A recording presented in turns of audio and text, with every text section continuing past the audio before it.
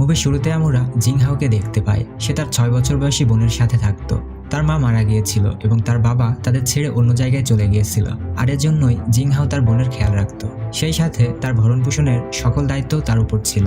একদিন সে তার বোনকে স্কুলে রেখে আসার পর ডক্টরের সাথে দেখা করতে যায়।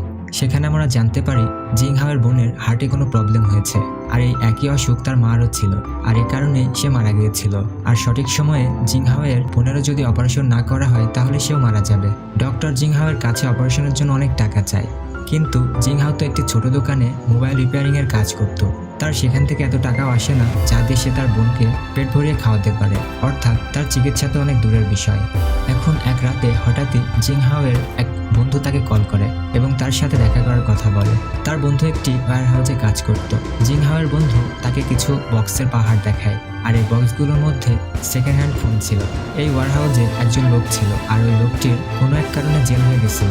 তাই এই ওয়্যার হাউস এবং এই মোবাইলগুলোর আর কোনো মালিক নেই, এগুলো এখানে এমনিতেই পড়েছিল।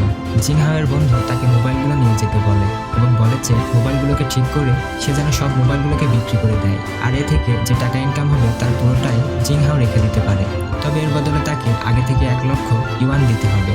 জিংহাওয়ের এই ডিলটা পছন্দ হয়, তবে তার কাছে তো এত টাকা ছিল না, আর এর জন্য সে ওই বক্সগুলো থেকে কয়েকটি ফোন নিয়ে নেয় এবং সেগুলোকে বাড়ি নিয়ে গিয়ে নিজের বুদ্ধি খাটিয়ে রিপেয়ার করার চেষ্টা করে। এরপর সে ফোনগুলোর কোয়ালিটি চেক করার জন্য পাঠায়। তখন সে দেখতে পায় ফোনগুলো খুলে গিয়েছে এবং অনেক ভালো কন্ডিশনে রয়েছে। এটা দেখে জিংহাও অনেক খুশি হয়ে যায়। সে ভাবে এই মোবাইলগুলো সব সে কিনে নিবে এবং সেগুলো রিপেয়ার করে বিক্রি করে অনেক টাকা ইনকাম করবে। পরের দিন জিংহাও ব্যাংকে গিয়ে লোনের জন্য অ্যাপ্লাই করে, কারণ তার কাছে 1 লক্ষ ইউয়ান ছিল না তার বন্ধুকে দেওয়ার জন্য। এরপর সে শপিং মলে যায় একজন মোবাইলের দোকানদারের কাছে। জিংহাও তাকে বলে তার কাছে অনেক মোবাইল রয়েছে, সে সেগুলো ঠিক করে এনে দিবে এবং ওই দোকানদার সেগুলোকে বিক্রি করবে। একসময় তাদের মধ্যে ডিল ফাইনাল হয়ে যায়। জিংহাও তার লাভের হিসাব করে দেখে, যা ছিল 9 লক্ষ ইউয়ান, আর এটা অনেক বেশি টাকা ছিল।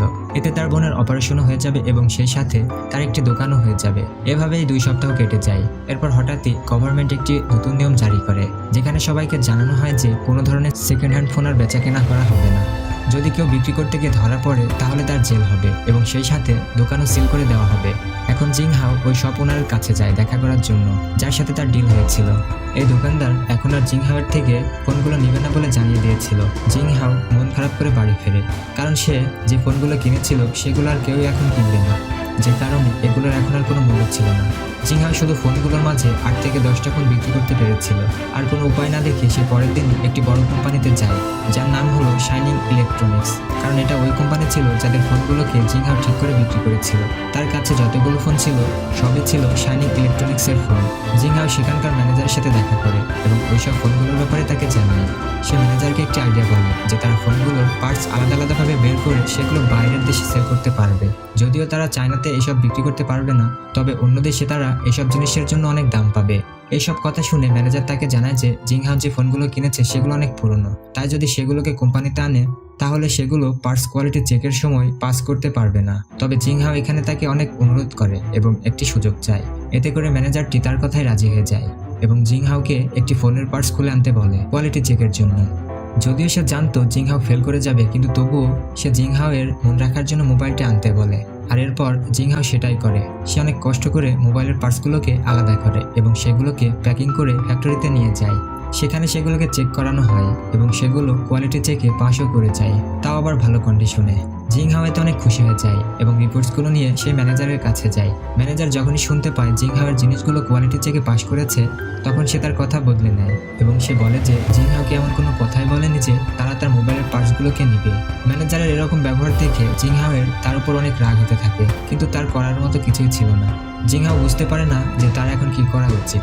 এজন্য সে শাইনিং কোম্পানির মালিকের সাথে দেখা করার জন্য যায়। মালিক তখন অনেক ব্যস্ত ছিল, তার একটি ট্রেনে করে কোথাও যাওয়ার কথা ছিল এবং ট্রেনের সময় হয়ে যাচ্ছিল, তাই সে তার গাড়িতে চড়ে চলে যায়। এদিকে জিংহাও ওই মালিকের সাথে কথা বলার জন্য নিজের মোটরসাইকেলে নিয়ে মালিকের গাড়িটিকে ফলো করতে থাকে। অনেকক্ষণ ধরে ফলো করার পর জিংহাও স্টেশনে গিয়ে পৌঁছায়, আর এরপর ওই ওনার তাকে 10 মিনিট সময় দেয় কথা বলার জন্য। এখন জিংহাও তার প্রস্তাবটি তাকে জানায়। জিংহাও তাকে বলে যে সমস্ত মোবাইলের পার্টসপত্র খুলে তাকে দিবে, সেগুলো তারা ইন্টারন্যাশনাল মার্কেটে বিক্রি করতে পারবে, আর এতে তাদেরও অনেক লাভ হবে। তবে ওনার এই সেখানে জিংহাওকে স্পষ্টভাবে জানিয়ে দেয় সে এসব করতে পারবে না। জিংহাও তখন তাকে বলে যে সে যদি পার্টসগুলোকে আলাদা করে দেয় তাহলে কি সে সেগুলো কিনে নেবে। এতে ওনার রাজি হয়ে যায়। ওনার জিংহাওকে বলে যে সে তাকে অ্যাডভান্স কোনো টাকা দিতে পারবে না, আর না পারবে কোনো লোক দিতে। সবকিছু জিংহাওকে একাই করতে হবে। আর এরপর ওনার জিংহাওকে একটি কার্ড দিয়ে বলে যখন তার কাজ শেষ হবে সে যেন তার ম্যানেজারকে কল করে। জিংহাও স্টেশনে দাঁড়িয়ে ভাবতে থাকে তার এখন কি করা উচিত, কারণ যদি সে এই কাজটি করতে পারে তাহলে সে অনেক টাকা পাবে, তবে নির্দিষ্ট সময়ের মধ্যে এই কাজটি কমপ্লিট করা তার পক্ষে সম্ভব হবে না। আর যদি সে এই কাজে ফেল হয় তাহলে তাকে অনেক কিছু হারাতে হবে, কারণ সে তার টাকা, শ্রম সবকিছু এই মোবাইলগুলোর পেছনে ব্যয় করেছে। এর উপর আবার কিছুদিনের মধ্যে জিংহাওয়ের দোকানও তার থেকে কেড়ে নেওয়া হয়, কারণ সে যে লোন নিয়েছিল সেটা পরিশোধ করতে পারেনি। সে তার মোটরসাইকেলটিও বিক্রি করে দেয়, তার টাকার অনেক প্রয়োজন ছিল। এরপর তার একজন বন্ধুর সাথে দেখা করতে যায় যে কিনা একটি ফ্যাক্টরিতে কাজ করত। জিংহাও তার পায়ে পড়ে। এতে করে তার বন্ধু তাকেও ফ্যাক্টরিতে একটি কাজের ব্যবস্থা করে দেয়, যেটা ছিল জানালার কাজ পরিষ্কার করা। আর এরপর জিংহাও তার কাজের জন্য একটা ফ্যাক্টরি খুঁজতে থাকে। সে একটি জায়গা খুঁজেও পায়, তবে তাকে ওই ফ্যাক্টরির জন্য 3000 ইউয়ান করে প্রত্যেক মাসে দিতে হবে। এখন আর কোনো উপায় না থাকায় সে তার কথায় রাজি হয়ে যায়। জিংহাও তার বন্ধুর সাহায্যে সে জায়গাটি পরিষ্কার করে নেয় এবং অনেক খাটাখাটনির পর তারা ফ্যাক্টরি পরিষ্কার করে একেবারে নতুন একটা রূপ দেয়, যাতে করে তারা সেখানে ভালোভাবে কাজ করতে পারে। আর এরপর সমস্ত মোবাইলগুলোকে সেখানে আনা হয়। এখন কাজ হলো ওয়ার্কার অর্থাৎ শ্রমিক খোঁজা, কেননা জিংহাওয়ের পক্ষে এত কাজ এই সময়ের মধ্যে শেষ করা সম্ভব হবে না। এখন জিংহাও এর তেমন কোনো চাকরি ছিল না যাতে করে সে তার কাজের জন্য ওয়ার্কার রাখবে, তাই সে এমন সব লোকদেরকে খোঁজ করে যাদের কাজ থেকে বের করে দেওয়া হয়েছিল অথবা যারা নিজেদের জীবন নিয়ে অনেক বিরক্ত ছিল। সবার প্রথমে সে একজন মেয়ের খোঁজ পায় যে কিনা আগে একটি ইলেকট্রনিক্স কোম্পানিতে কাজ করত। একদিন কোম্পানিতে কাজ করার সময় তার একটি অ্যাক্সিডেন্ট হয়, যার কারণে সে কানে কম শুনতে পেত, আর এর জন্যই তাকে তার চাকরি থেকে বের করে দেওয়া হয়েছিল। এখন সে ছোটখাটো একটি কাজ করে। আর এরপর জিংহাও আরো একজন লোকের দেখা পায় যে কিনা এক সময় এক কোম্পানির ম্যানেজার ছিল, তবে তার ফাইটিং এর অনেক শখ ছিল। একদিন সে এক লোককে মারে যাতে করে লোকটির মৃত্যু হয়ে যায়, আর এর জন্যই তার অনেকদিন জেল হয়। সে জেল থেকে ছাড়া পেয়েছিল এবং একটি কাজের খোঁজ করছিল। আর এরপর জিংহাও তৃতীয় যে লোকটিকে পায় সে ছিল একজন গেমার। সে সব সময় গেম খেলতো, তবে এখন সে বিয়ে করতে চায়, আর এর জন্য টাকা ইনকাম করতে হবে। ছেলেটি তাকে জানায় যে সে তো কাজ করবে, তবে তার সাথে তার এক বন্ধুও কাজ করবে। এরপর আরো কিছু বৃদ্ধ লোককে জিংহাও খুঁজে পায় যারা কিনা অনেক অভিজ্ঞ ছিল। এভাবে তাদের একটি কোম্পানির সৃষ্টি হয়ে যায়। লোক কম থাকলেও তারা অনেক খুশি ছিল। কোম্পানির নাম দেওয়া হয় নাইস ভিউ। এরপর তারা সবাই কাজে লেগে যায়। জিংহাও দিনের বেলা জানালা পরিষ্কার করার কাজ করত যাতে করে সে নিজের খরচপাতি চালাতে পারে, আর রাতে ফোনের কাজ করত।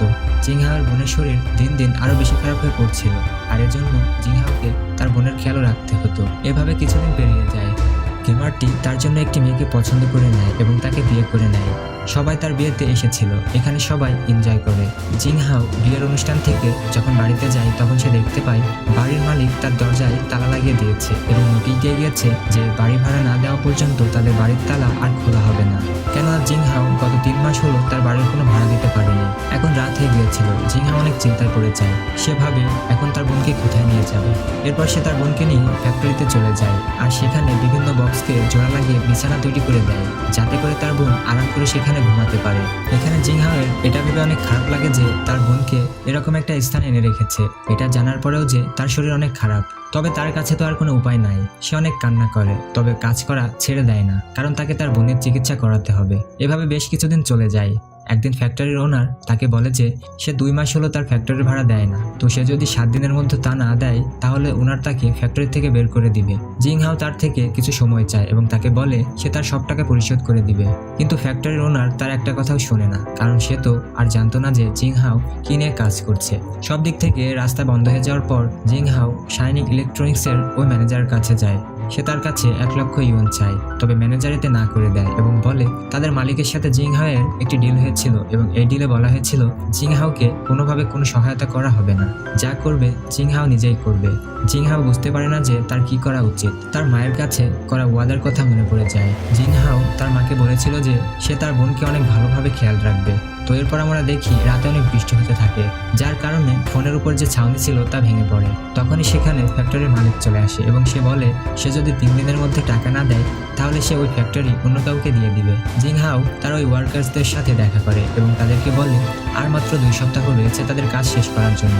এখন পর্যন্ত সে তাদের কাউকে স্যালারি দিতে পারেনি। সে জানে না যে আদেও সে তাদের টাকা দিতে পারবে কিনা, কারণ যদি এটা ফেল হয়ে যায় অর্থাৎ কোম্পানির মালিক যদি এটা না নেয় তাহলে সে কোথায় পাবে এত টাকা। জিংহাওয়ের তার বন্ধু বলে সে তাদের সবাইকে স্যালারি দিয়ে দেবে এবং চিন্তা করতে নিষেধ করে। তারা সবাই একে অপরকে অনেক সাপোর্ট করে। সময়ের সাথে সাথে তারা একটি পরিবারের মতো হয়ে গিয়েছিল। তারপরে দেখি তাদের ফ্যাক্টরি থেকে বের করে দেওয়া হয়। তারা তাদের ফোনগুলোকে নিয়ে নিজ নিজ বাড়িতে চলে যায় এবং বাড়িতে কাজ করতে শুরু করে। জিংহাওয়ের কাছে কোনো বাড়ি ছিল না, আর এর জন্য সে নার্সিং হোমে থাকতো এবং সেখানে সে মোবাইল রিপেয়ারিং এর কাজ করত। একদিন রাতে যখন তার বোন ঘুম থেকে ওঠে তখন সে তার ভাইকে দেখে এবং ভাবে যে তার ভাই তার জন্য কত না কষ্ট করছে। এভাবেই অবশেষে 2 সপ্তাহ কেটে যায় এবং সময়ের মধ্যে জিংহাওদের সব কাজ শেষ হয়ে যায় এবং এরপর সমস্ত পার্টসগুলোকে দিয়ে পাঠানো হয় কোয়ালিটি চেকের জন্য। কোয়ালিটি চেকের পর তাদের পুরো টিমকে ডাকা হয় শাইনিং ইলেকট্রনিক্সের কোম্পানির অফিসে। ওনার তাদের সাথে দেখা করে এবং অভিনন্দন জানায়, কারণ তাদের সমস্ত পার্টসগুলো কোয়ালিটি টেস্টে পাস হয়ে গিয়েছিল এবং তারা তাদের সময়ের মধ্যে সব কাজ শেষ করেছিল। এখানে ওনার জিংহাওকে একটা প্রস্তাব দেয়। সে বলে যে সে তার কোম্পানিতে 2 বছরের জন্য কন্ট্রাক্ট নিতে চায়। একথা শুনে জিংহাও অনেক খুশি হয়ে যায়। এভাবে অনেক কষ্টের মাধ্যমে জিংহাও তার কাজে সফল হয়। এরপর 1 বছর পেরিয়ে যায়। আমরা দেখতে পাই জিংহাওয়ের বোনের অপারেশন করা হয়েছে এবং এখন সে সম্পূর্ণভাবে সুস্থ। তার সাথে দেখা করার জন্য ফ্যাক্টরির সকল ওয়ার্কাররাও এসেছে। তারা সবাই জিংহাওয়ের বোনের জন্য অনেক খুশি ছিল।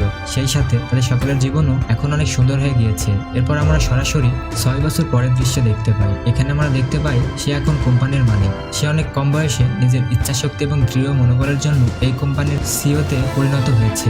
এখন সে অনেক খুশি এবং এর সাথে সাথে মুভিটি এখানেই শেষ হয়ে যায়। এটি একটি শিক্ষণীয় মুভি ছিল, যেখানে আমাদের দেখানো হয়েছে সাকসেসফুল হওয়ার জন্য এজ কোনো ম্যাটার নয়। সততা ও নিষ্ঠার সাথে কাজ করে গেলে মানুষ যে কোনো বয়সে সফল হতে পারে। আশা করছি আপনাদের কাছে মুভিটির গল্প অনেক ভালো লেগেছে। ভিডিওটি দেখার জন্য ধন্যবাদ।